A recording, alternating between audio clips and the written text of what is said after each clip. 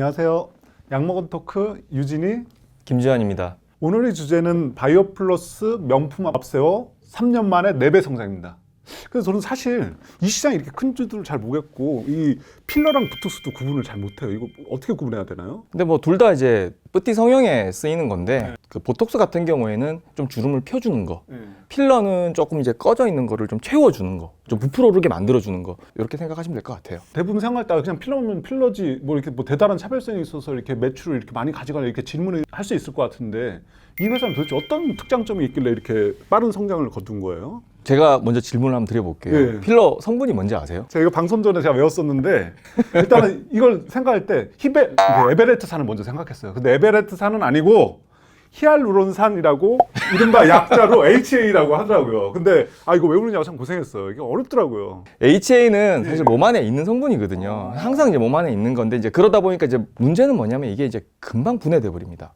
자연 상태 그대로 HA를 몸속에 주입하게 되면 한 뭐 길면 3일? 그 정도면 다 없어져 버려요. 그럼 이 회사는 그럼 히알루론산이라는 데 어떤 특별한 기술력을 가지고 있는 업체인 거예요? 모든 필러 업체들은 그 히알루론산이 분해되지 않게 하기 위해서 가교제라는 걸 씁니다. 그 히알루론산과 히알루론산, HA와 HA가 빨리 몸속에서 분해되지 않고 오랫동안 남아 있게끔. 오랫동안 남아 있어야 몸이 이제 이게 뭐 꺼졌던 부분, 이런 부분들이 계속 이제 채워져서 부풀어 있는 상태가 유지가 되는 거잖아요. 그래서 가교제를 사용을 하는 건데 이 가교제가 이제 BDDE라는 성분이에요.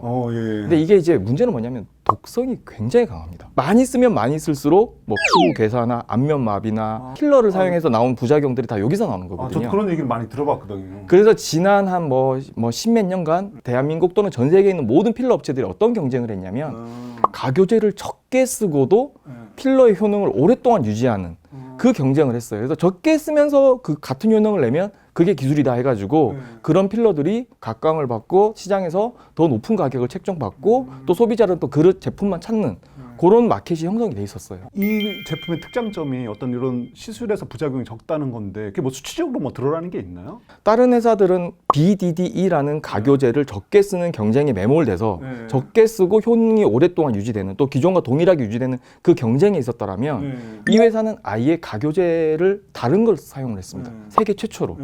DVS라는 가교제를 사용했는데 이 가교제 같은 경우에는 부작용이 거의 없어요. 어떤 사고 사례나 이런 건 아직까지는 없는 건가요? 아직까지 사고 사례 접수된 거는 없고요. 아마 있었다면 뭐 꼭 제약바이오 쪽 기사가 아니어도 사이버 쪽에 기사가 나왔겠죠. 그러니까. 아니면 이제 공시 같은 데 들어가면 이제 소송 걸려 있는 것들 또는 뭐 이런 것들은 공시로도 나오고 그 사업 보고서나 뭐 그런 데서 아직 확인된 거는 없습니다. 그만큼 좋다는 또 뜻이기도 하겠네요. 계속해서 이제 BDDE랑 DBS라는 걸 계속 설명해 주셨는데 도대체 이 DBS라는 거에 서로 비교하면 어떤 장단점이 있는 거죠? 그러니까 일단 몸속에 딱 들어가면 BDDE 같은 경우에는 체내에서 한 12시간 정도 남아 있습니다. 그럼 아까 독성이 있다고 그랬잖아요. 독성 있는 물질이 12시간 정도 계속 남아 있어요, 몸 안에. 그러면 몸이 체내가 계속 독성에 이제 노출이 되는 그런 상황인 건데 DVS 같은 게 20분 만에 다 반응을 해버립니다.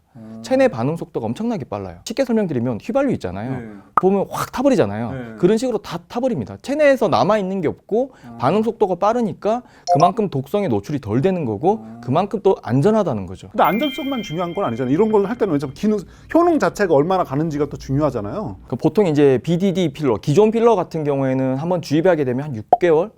또 길면 정말 뭐 사람마다 조금 다른데 12개월까지도 이제 그 효과가 유지되는 경우가 있는데 이 DVS 같은 경우에는 8에서 14개월. 평균적으로 봤을 때는 거의 효과 차이는 없다. 오히려 더 길면 길었지 이게 더 짧진 않다. 이렇게 이제 말할 수 있을 것 같아요.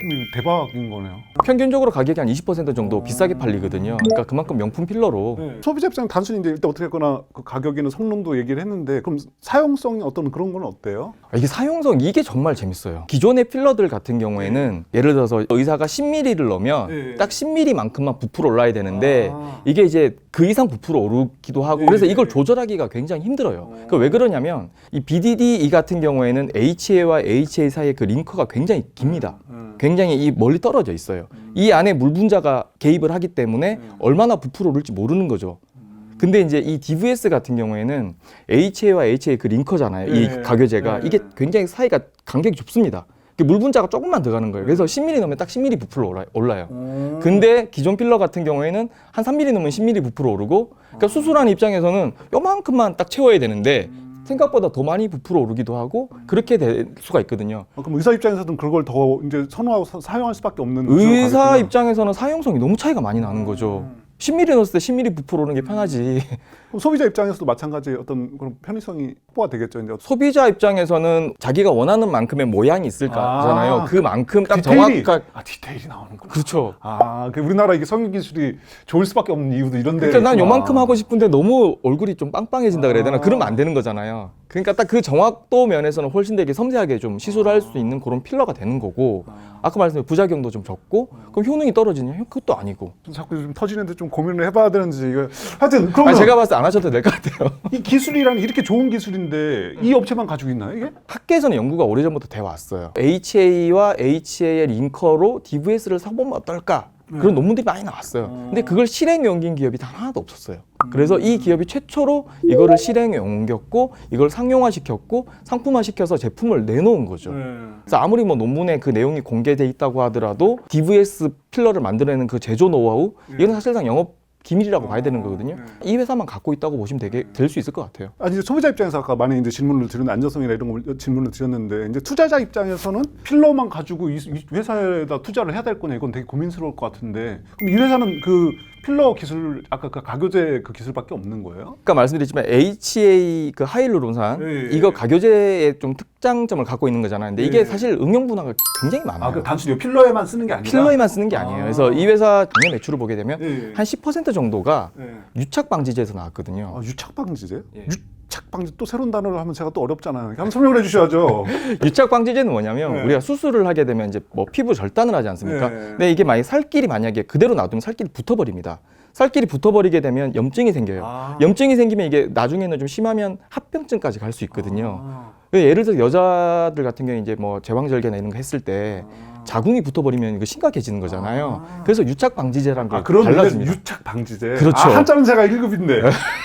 제가 그렇게 말씀해 주셔도 되는데. 이제 이해가 되네요. 그러면 지난해부터 본격적으로 매출이 나온 것 같더라고요. 10% 정도 아까 말씀하셨듯이. 기존 시장을 파고들었다는 건데 그럼 여기서도 어떤 특장점이 있는 건가요? 그러니까 이게 후발주자잖아요. 근데 후발주자고 기존에 마켓이 형성돼 있는 상태에서 뒤늦게 들어가서 매출을 낸다. 이게 사실 쉬운 게 아니거든요. 이게 뭐가 다르냐면 아까도 말했지만 가교제가 다르잖아요. 근데 유착 방지제 같은 경우에는 필러만큼 그렇게 가교제를 많이 쓰질 않습니다. 가교제를 좀 적게 써야 돼요. 근데 기존의 필러 만드는 방식으로 제조 방식에서 가교제를 적게 쓰면 어떤 일이 생기느냐? 유착 방지제를 그럼 가교제를 적게 쓰면 이게 아무래도 점성이 떨어지는 거잖아요. 그럼 이게 흘러내려요. 그럼 뭐 이게 살이 붙지 말라고 몸 전체를 발라놓으면 그대로 코팅이 돼 있어야 되는데 하복부로 다 흘러내려 버리는 거예요. 우리 사람 다 직립보행 하잖아요. 서서 다니면 이게 밑으로 다 흘러내려가 버리는 거예요. 그럼 이 효과가 있겠습니까? 없겠습니까? 없죠. 근데 DVS 가교제를 쓰게 되면 아무래도 이제 반응성이 빠르고 이러다 보니까 이 가교제를 여기보다 좀 더 많이 쓸 수 있는 거예요. 코팅을 유지시킬 수 있는 그걸 쓸 수 있는 거예요. 왜냐면 몸에 그렇게 나쁘지 않기 때문에. 그래서 훨씬 더 장점이 있는 거죠. 그래서 시장을 좀 빠르게 파고들고 있고 점유율을 빠르게 늘려가고 있는 그런 상황이다라고 생각하시면 될 것 같아요. 여러 분야에서 여튼 성장성이 크다고 이제 이해를 하고 있으면 되겠네요. 응용 분야는 계속 늘어나는 것 같아요. 뭐 내년부터는 또 방광염 쪽에도 또 사용한다는 얘기도 나오고 있고. 그래요? 예, 그래요. 숫자로는 확인이 드러나더라고요. 이 회사의 성장세가 2018년에 110억, 그 다음에 2019년 170억, 2020년 230억. 그리고 작년 3분기 누적 매출이 이미 전년을 넘어서가 260억이 나왔더라고요. 근데 곰곰이 또 보니까 원래 제약바이오 쪽이 이제 실제적으로 영업이익률이 잘 안 나오잖아요. 적자 기업이 뭐 엄청나게 많죠. 대부분 뭐 이렇게 한 90%뭐 이렇게 얘기도 하니까 이제 보수적으로는. 근데 여기 보니까 영업이익도 꾸준히 같이 상승을 하더라고요. 원래 2018년 40억에서 지난해 136억까지 같이 따라 올랐어요. 그 영업이익률만 따지면 절반이 넘어요. 10,000원 팔면 5,000원 넘는 기업이고 그다음에 작년에 136억이 나온 것도 이거 3분기 누적이거든요. 4분기 합산이 된 게 아니에요. 그렇죠. 영업이익률이나 뭐 매출이나 이걸 보면 완전 어린애들 세포 성장하듯이 아주 빠르게 지금 세포 분열하듯이 뭐 이런 표현이 맞을 것 같은데 아주 빠르게 성장하는 기업으로 볼 수 있을 것 같아요. 근데 이게 시장이 아까 말씀하신 되게 보수적이라고 했는데 이게 어떻게 이게 막 빨리 받아들여지는 거죠 이게? 아무래도 부작용이 적고 시술이 그러니까 아까 우리가 앞서서 얘기했던 게 반복되는. 그래서 명품이 나타난 거죠. 기존의 어떤 제품을 크게 뛰어넘는 명품이 나타나니까 시장 자체가 저는 좀 옮겨가고 있다. 시프트라는 표현을 쓰는 게 맞을 것 같은데 아예 기존의 고객층이 이쪽으로 옮겨가고 있다고 생각하시면 될 것 같아요. 부작용이 치명적일 수 있으니까 더 아마 그런 식으로 빠르게 이제 이동을 하는 거군요.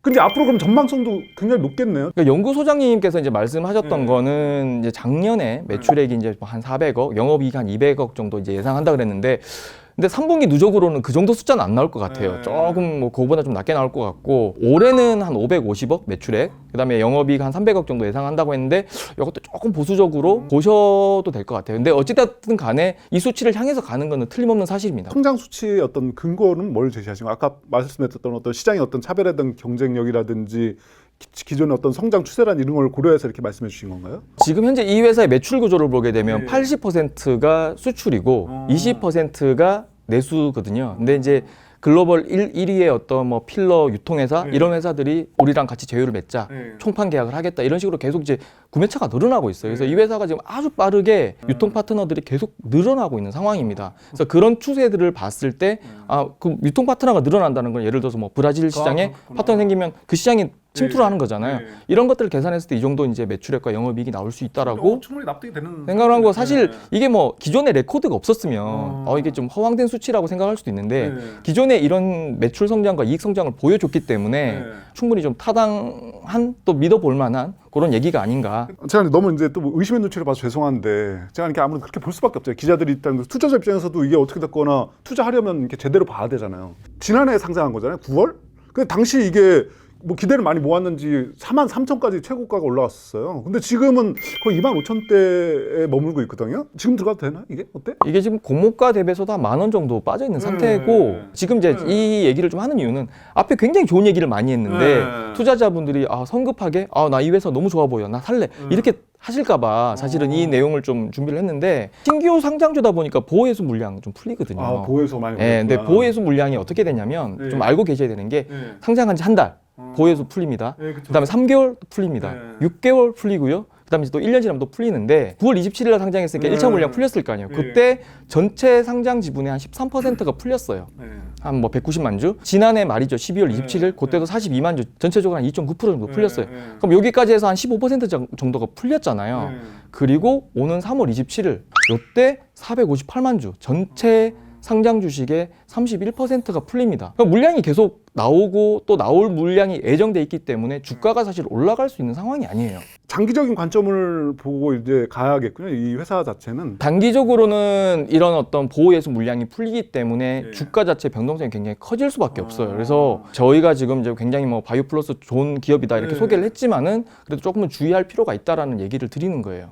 그럼 이거 진짜 이게 장기적인 관점에서 투자를 해야겠네요, 여기는. 제가 좀 취재를 해보니까 업계에서는 한 목소리로 이게 이제 아예 이제 패러다임이 바뀔 것 같다. DVS 필러가 BDD 필러보다는 일단 안정성, 점도, 응집력 뭐 이런 부분들에서 모두 다 뛰어나기 때문에 또 효능도 좋기 때문에 HA 필러의 표준이 될 것 같다.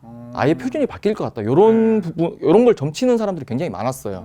그래서 좀 그런 면에서 본다면 필러의 어떤 제조 패러다임을 바꾼 회사고 또 가장 기술이 앞서 있는 회사이기 때문에 장기적인 안목에서 좀 봐주시면 좋지 않을까라는 생각이 근데 듭니다. 이거 한번 지속적으로 지켜봐야겠네요. 이건 재밌는 주식이라. 오늘 이렇게 정말 이렇게 자세한 이야기 감사드립니다. 필러 업계 패러다임을 바꾼 업체잖아요. 바이오플러스에 대해서 들어봤고요. 앞으로도 근데 투자자들 계속해서 관심 있게 보셔도 좋을 것 같네요. 앞으로도 약먹은 토크 관심 가져주시고요. 구독과 좋아요 부탁드립니다. 감사합니다. 감사합니다.